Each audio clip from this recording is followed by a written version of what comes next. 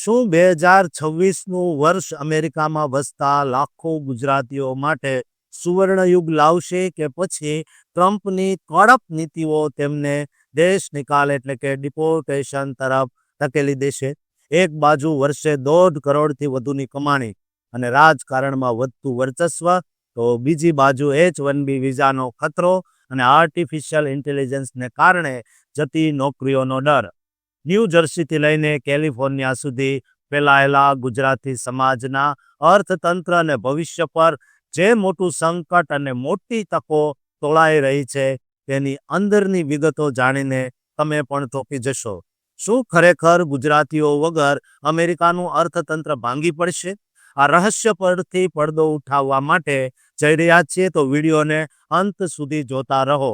અમેરિકામાં વસતા લગભગ 3.5 લાખથી વધુ ગુજરાતીઓ માટે 2026નું વર્ષ મિશ્રિત આશાઓ લઈને આવ્યું છે.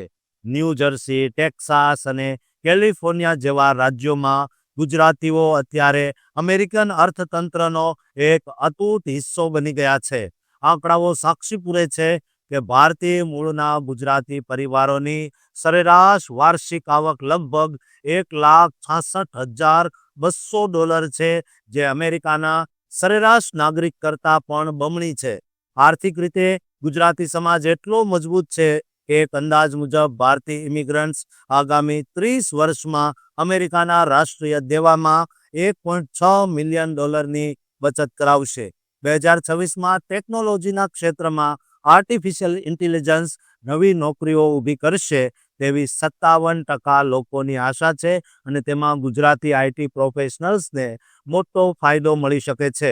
ખાસ કરીને રિયલ એસ્ટેટના ક્ષેત્રમાં ઓસ્ટિન અને મિયામી જેવા શહેરોમાં ગુજરાતી બિઝનેસમેન માટે નવી તકો દેખાઈ રહી છે.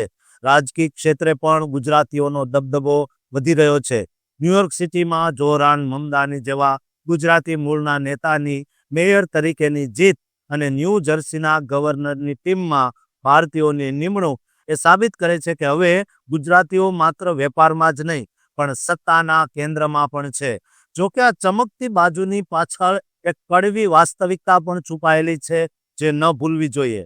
ટ્રમ્પ વહીવટની નવી નીતિઓ હેઠળ ઇમિગ્રેશનના નિયમો અત્યંત કડક બનવાની આશંકા છે. વર્ષ 2025માં થયેલા 1703 જેટલા ડિપોર્ટેશનના કિસ્સાઓ અને H-1B વિઝા માટે વધતી જતી રાહ જોવાની અવધિ એ મધ્યમ વર્ગના ગુજરાતી પરિવારો માટે મોટો ચિંતાનો વિષય છે. તે સિવાય હેલ્થકેર બજેટમાં કાપ મૂકવાની સ્વાસ્થ્ય સેવાઓ મોંઘી બની શકે છે. આ પડકારો હોવા છતાં ગુજરાતીઓ પોતાની લડાયક વૃત્તિ અને આર્થિક સૂઝબૂઝથી આ વર્ષને સફળ બનાવવા માટે તૈયાર છે. આ વર્ષે 80% ગુજરાતીઓ પોતાના સ્વાસ્થ્ય અને આત્મસુધારણા પર ધ્યાન આપવાની યોજના બનાવી રહ્યા છે.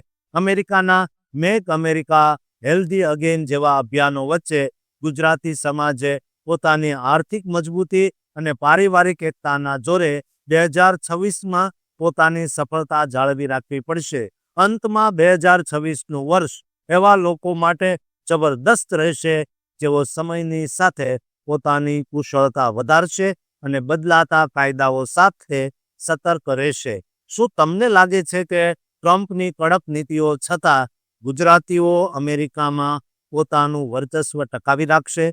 તમારો જે મત હોય તે કોમેન્ટ બોક્સમાં જરૂર લખજો.